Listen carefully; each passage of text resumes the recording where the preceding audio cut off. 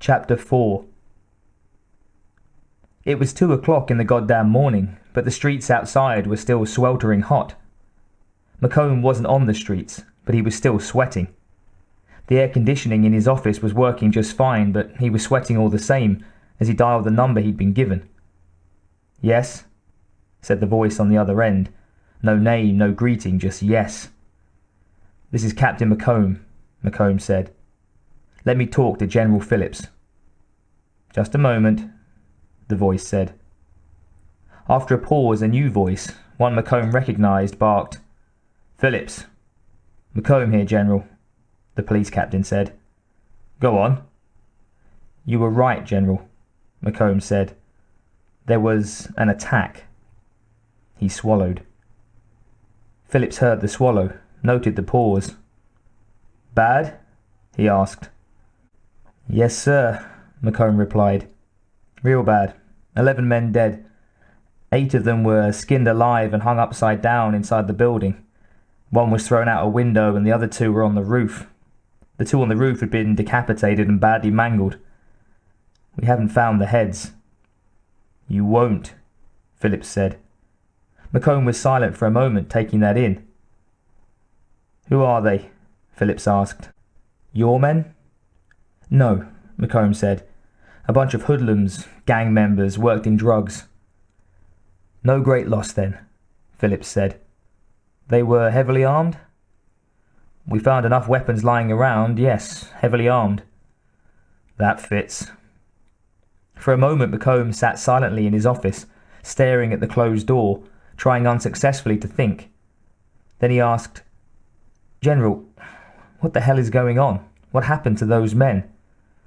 "I told you before, Captain," Phillips replied. "I can't tell you that. It's a federal matter and out of your hands. All you do is keep us posted and keep everyone else out, and we'll take care of it." "So," McComb hesitated, "so there are going to be more attacks?" "Maybe," Phillips said. "We don't know, not for sure. But there could be, yes." "You don't know?" "No, Captain, we don't. This isn't something we're responsible for, it's just something that we saw might be coming." "But if you saw it coming, can't you see whether it's going to happen again?" Phillips sighed. "Look, Captain, I can't explain why, but it's damn near a miracle we know as much as we do about this. And it's just damn luck that we got a hint something like this might happen in New York. We have no idea whether it'll happen again, or how often, or for how long. And it's not your job to worry about it. It's your job to keep everyone away from the scene and to keep everything quiet. And that's all. We don't want any of your men involved, and we sure as hell don't want the press to get even the slightest whiff of this." "Just keep it quiet," McComb said. "That's right," Phillips agreed. "Other than that, we'll handle it ourselves. I'll be coming up there tonight with my people, and we'll be conducting the investigation. You just keep your men clear." "Yes, sir," McComb said. He hung up and sat back, the sweat starting to dry. He didn't like being ordered out. He didn't like being told what to do by the feds. But this was a special case. It wasn't the FBI or some of the other Treasury boys this time. Phillips was Army, some kind of special unit, and McComb's instructions to listen to him had come from the mayor, who said that his instructions came from the White House. And this wasn't just some drug bust. At first McComb had thought that it was, that the feds had decided to turn the whole goddamn army loose on the drug traffic. But then he'd seen what was in the tenement on Beekman. The army hadn't done that. Not the US Army, anyway.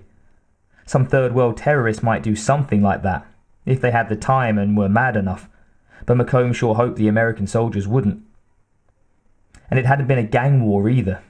Drug traffickers killed each other, sure, and they'd mutilate each other sometimes, whack off an ear for a souvenir, maybe even cut off some poor guy's balls to make a point, but they didn't skin people and hang them up to dry. And even if some lunatic had decided to skin his competition, gangbangers didn't kill 11 heavily armed people without putting any bullet holes in them. Oh, there might have been bullet holes in the 2 on the roof. They were so chewed up no one can tell without a microscope. The 8 inside the building, though, had been killed with blades. They'd all been armed. They'd fired off thousands of rounds. And they'd been killed with blades. And the forensics boys who had gotten a look before the feds chased everyone out said it looked as if one of those 8 had still been alive when he was skinned. Even drug dealers didn't do that. Not even the crazy new bunch out of Jamaica. Who the hell did? Phillips had contacted him the day before and told him there might be some kind of unusually vicious massacre about to happen, one that didn't seem to make any sense. He said it would probably be somewhere that wasn't air-conditioned, that the victims probably would be armed, and that it probably would be well above street level. And that's all he would say. How would Phillips known? What the hell was going on? McComb didn't have any idea, but the more he thought about it, the more relieved he was that it was out of his hands. Let Phillips and his feds have this one. God knew McComb didn't want it. About 240 miles to the south, Phillips stared at the phone. Maybe he should have told McComb what was going on, but the reports on McComb, and Phillips's own impression of the man, wasn't encouraging about how he'd take it. It wasn't as if it was easy to believe. Hell, Phillips hadn't wanted to believe it himself when Dutch Schaefer had told him what had happened out there in the jungle 8 years ago, even though Phillips knew and trusted Dutch. Eventually, though, he'd been convinced, and he'd convinced his superiors. The evidence had been there. He wasn't sure McComb was the sort who'd believe the evidence. And if he was, Phillips wasn't sure he wanted McComb to know. This had to be kept quiet, and if the news ever leaked out to the general public. Nobody paid any attention to the tabloids when they raved about space aliens. But if the US government was to announce that monsters from outer space were hunting humans in the streets of New York, well, Phillips wasn't sure how it would go over, but he knew he didn't want to find out. He imagined panicked crowds, crazed cultists, conspiracy theorists. Half the people wouldn't believe the official story and would assume it was covering up something illicit, while the other half would probably see it as the end of the world. And it wouldn't do any good, unless Dutch had lied.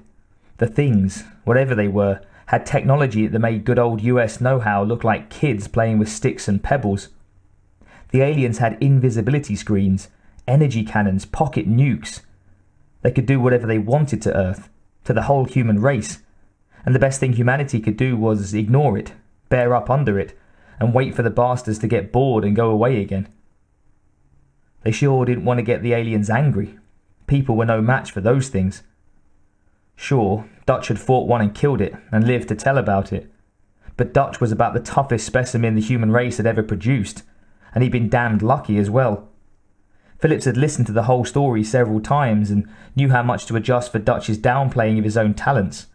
And even so, he knew Dutch had been lucky. If the scientists could get their hands on some of those gadgets the creature had had, maybe things would be different. But so far that hadn't happened, and it didn't look as if it was going to happen anytime soon. After they picked Dutch up and heard his report, Phillips and his group had started studying anything and everything that seemed as if it might be related. They had traced the legends in the area, had looked at everything from star charts to missing pet reports, had gone looking for anything they could find. They'd found plenty of evidence of the things, all right, had learned a little more about their habits and patterns, but nothing of their technology. The bastards were apparently very, very careful with their gadgetry. They didn't leave any cosmic equivalent of tossed beer cans lying around, let alone anything important. But there hadn't been any real urgency to the studies. The creatures had been coming to Earth to hunt people for centuries, and they always hunted in hot, harsh climates, in the backcountry, never in any place important.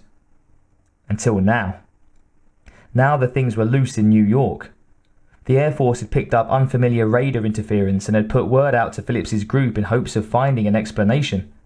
He'd theorized it might be the radar equivalent of the shimmer effect the creature's invisibility gadgets caused, and had asked where it had been found. And the Air Force had told him. New York. Phillips had had a whole platoon of radar analysts and stealth specialists put on it, and they'd confirmed the Air Force report. If the radar was picking up what it appeared to be picking up, the things were in New York. What the hell were they doing that far north? If they wanted a city to play in, why not someplace like Rio or Mexico City? Maybe there was something special about New York, something in particular they wanted there. But what? It hadn't seemed likely that they wanted something specific, something that could be found only in New York. And it hadn't seemed reasonable that, after centuries of confining their hunts to hot places, they'd suddenly go north. Phillips had considered all that, and he thought maybe it wasn't the intruders after all. Maybe the radar signal was a false alarm. But he'd talked to McComb yesterday morning, just in case, and sure enough, the attack had happened. The hunt had come. The hunters of men, the predators on human prey, were loose on the streets of New York, and Phillips didn't know why. He still had some time before his flight. He pulled out the faxed report he'd gotten an hour before and began reading through it again, looking for some clue, some hint of what the things wanted in New York.